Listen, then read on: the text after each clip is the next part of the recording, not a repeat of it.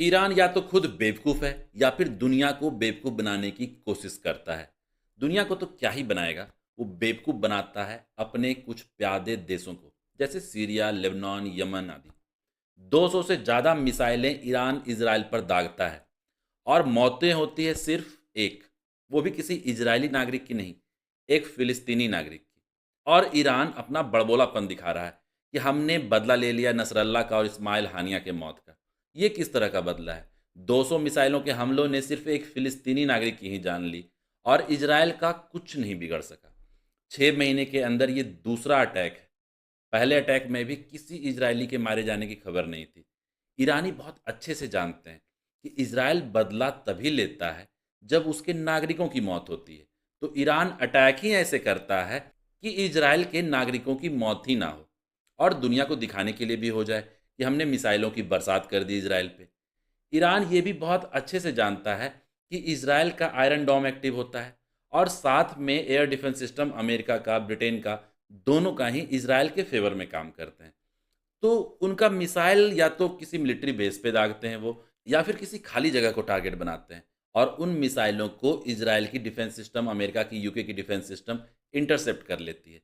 Iran बस अपनी बेइज्जती के डर से और अपने मुस्लिम वर्ल्ड में साख बचाने के लिए ये नकली सा दिखावटी हमला किया था।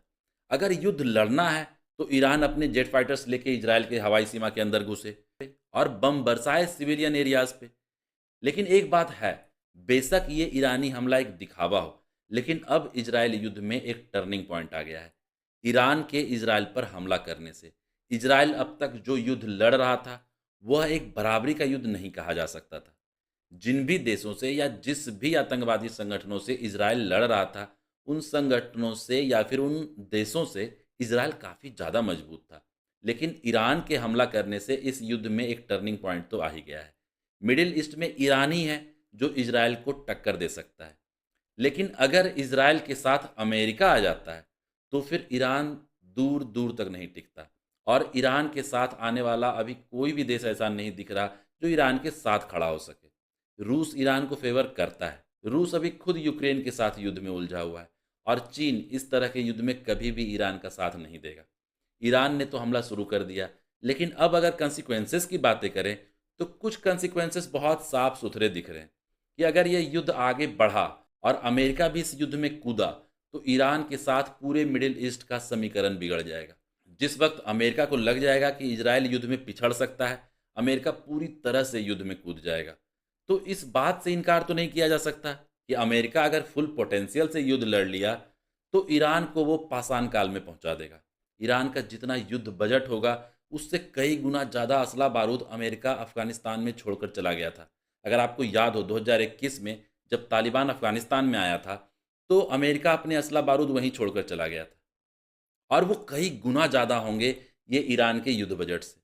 तो सिर्फ़ अमेरिका का युद्ध में शामिल होना मिडिल ईस्ट को पूरी तरह से बदल दे सकता है। सिर्फ़ इज़राइल और ईरान की बात करें तो ईरान की थल सेना इज़राइल से बहुत आगे है।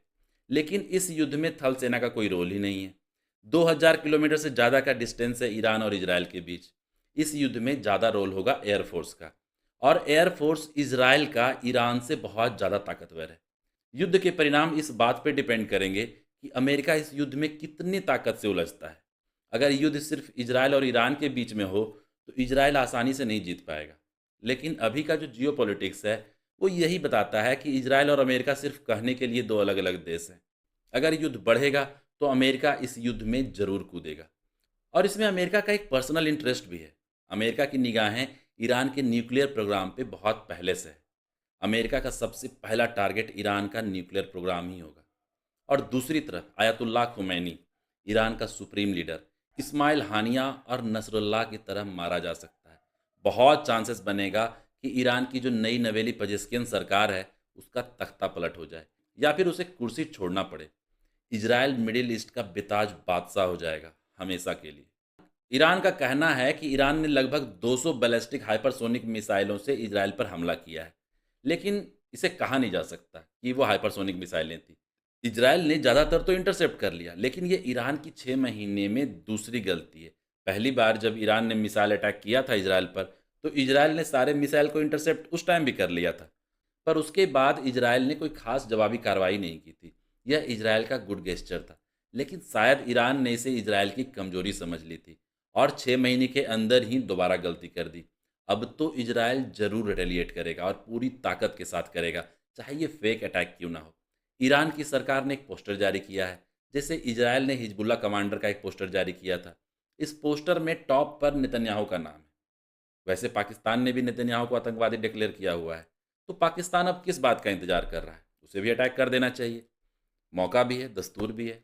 ईरान ने तो इजराइल पे करीब 200 बैलिस्टिक हाइपरसोनिक मिसाइलों की बरसात कर दी। ईरान ने इजराइल पर अब तक का ये सबसे बड़ा हमला किया है। अब इजराइल का एक कदम पूरे मिडिल ईस्ट का फ्यूचर डिसाइड करेगा। वीडियो को लाइक करें, चैनल को सब्सक्राइब कर दें, बेल आइकन को जरूर दबाएं। आपका इतना सपोर्ट हमें और ज़्यादा प्रेरित करेगा और अच्छे कंटेंट आप तक लाने के लिए। धन्यवाद।